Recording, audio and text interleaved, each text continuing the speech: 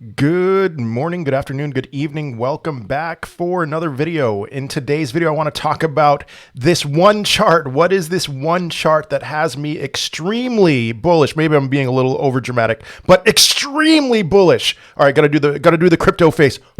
All right, anyway, extremely bullish for the time being, for the next several days, weeks, or maybe even months. We'll see.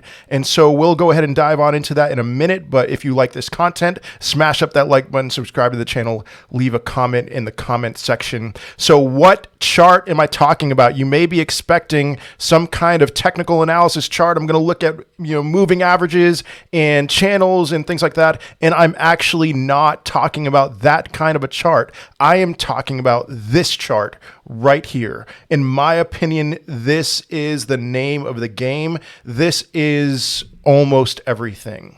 And so what am I looking at? Well, okay, year over year percentage change in CPI. So percentage change in the consumer price index, including UBS estimates. And so the dark, what do you want to call that? Tan, the dark gold, the gold bars are their estimates, but this was already a month past. And so 8.5% was the UBS estimate. And then the lighter bars were the actual numbers. And so last month, UBS gave an 8.5% estimate for the CPI. And that is exactly where it landed.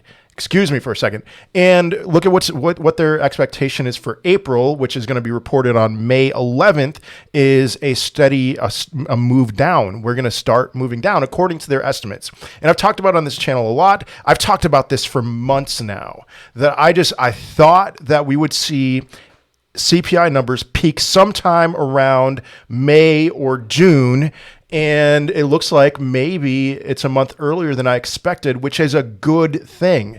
And the reason why I started seeing that maybe there were some signs that we were about to peak or we had already peaked, because looking at the historic consumer price index, you can see last year, 2021, from March to April, there was a 1.6% jump in the CPI numbers, in that 1 month. And so for this year, for there to be an 8.5% jump over the previous year, that is an 8.5% plus a 1.6% jump over the last 13 months. That would put us at 10.1. In my opinion, that looked like too big of a hill to climb. And so I thought maybe we're going to start going back down, or maybe we'd be at 8.5 again, and that would be the peak, and then we'd start going back down. But it looks like, and this is a very good sign, it looks like we might have already peaked. We'll see. We're going to have to wait until a week from today. And just so you understand the significance of this, I've talked about this on my channel before. I talked about it in my last video, but here's what happened with Bitcoin. Because of the fears in the market with the Fed potentially raising rates, which we're going to see in about 2 hours from the time that I'm making this video. How much are they going to raise rates? Are they going to do 50 basis points or 0.5%, or higher or lower? There's a possibility that they're seeing the house of cards starting to collapse and they might not do 50%. So we'll see, or 0.5%, excuse me. But we'll see. But we got to 8.5 CPI score last month. And we have seen in interviews, in speeches from Fed chairs, we have seen lots of increased communication of hawkishness, and the market has not responded well to that. All right, so this was the day right here. Lael Brainard, April 5th. Lael Brainard, the most traditionally dovish of the Fed chairs, came out and said, we need to tackle inflation. So she came out with this hawkish speech, which was a really bad sign for everything, because if Lael Brainard is saying this, then you know that they're taking it as a serious threat. And what happened? Well, we dumped below the bull market support band. We couldn't hold it. Those fears sent us down, sent the stock market down, all of that. And then the bull market support band turned into resistance. And then what happened on April 21st? Jerome Powell came out and spoke again. So we got up to the middle of the bull market support band, got rejected there because it was resistance, but we were not helped by Fed Chair Jerome Powell, who came out and said, we've got to be extra. We've just got to put all of our effort into handling inflation. And how did the market react to that? Well, the market reacted poorly. We got up to $43,000 that day.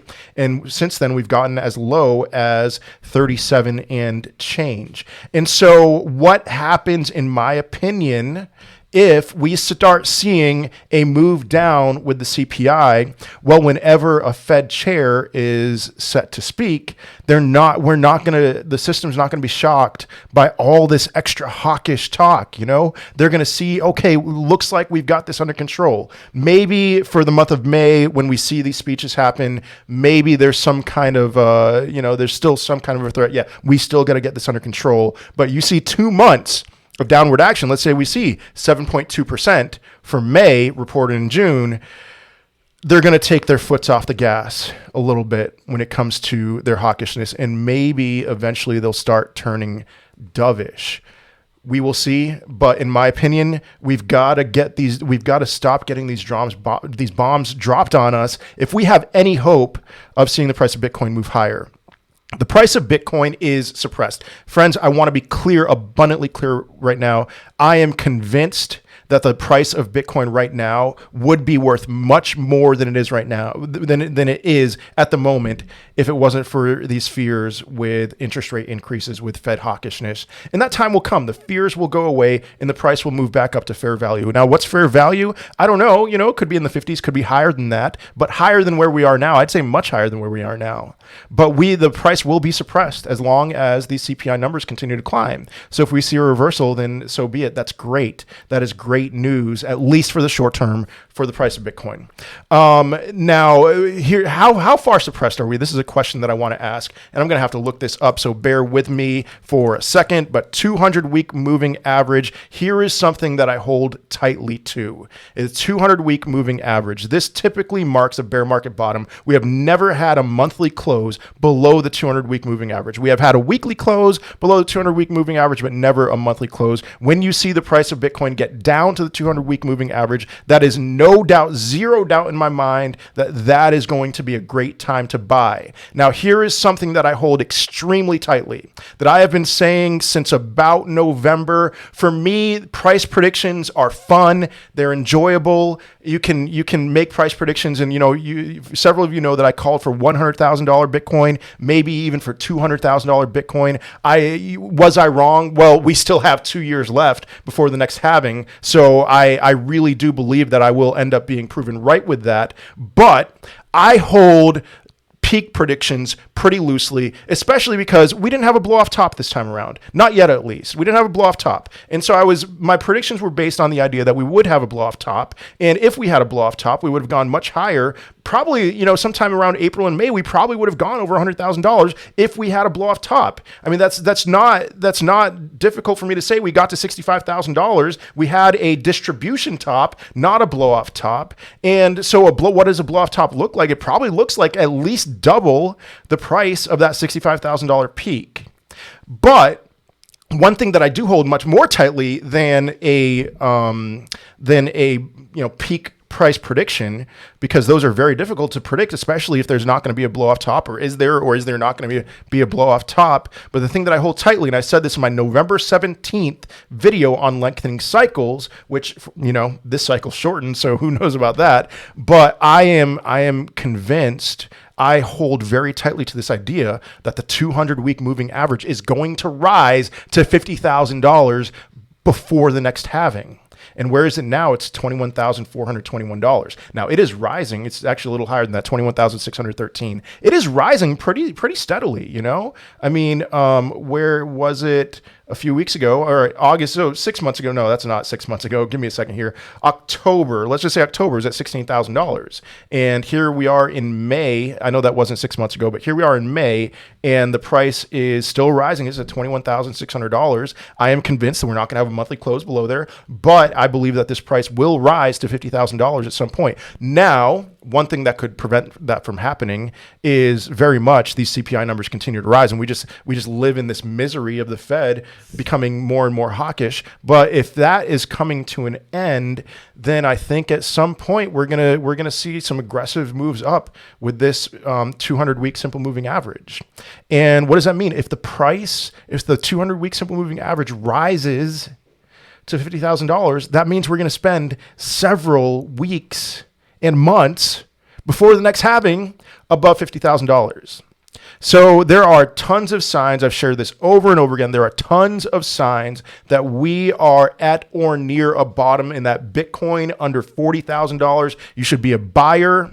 I know that there are people calling for the lower 20s, for the teens, lower 20s, black swan event, sure. Teens, that is nonsense. I can tell you, I remember, if you do remember in May, the price of Bitcoin dumped really hard, very quickly. It got, it was at $59,000, and a week later it got down to $29,000. It was insane. And I remember watching the chart live and being terrified. But then as soon as I saw it go under $30,000, my fear turned into extreme greed. My countenance changed.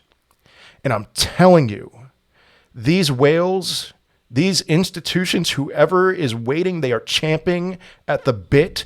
Please, if you send Bitcoin under $30,000, I am telling you, they will pounce so hard on that.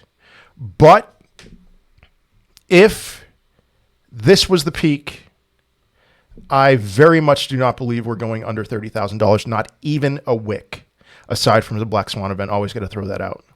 But anyway, that is all I have for today. I hope you have a wonderful day, a wonderful rest of your week. I will most certainly be seeing you in another video. Peace.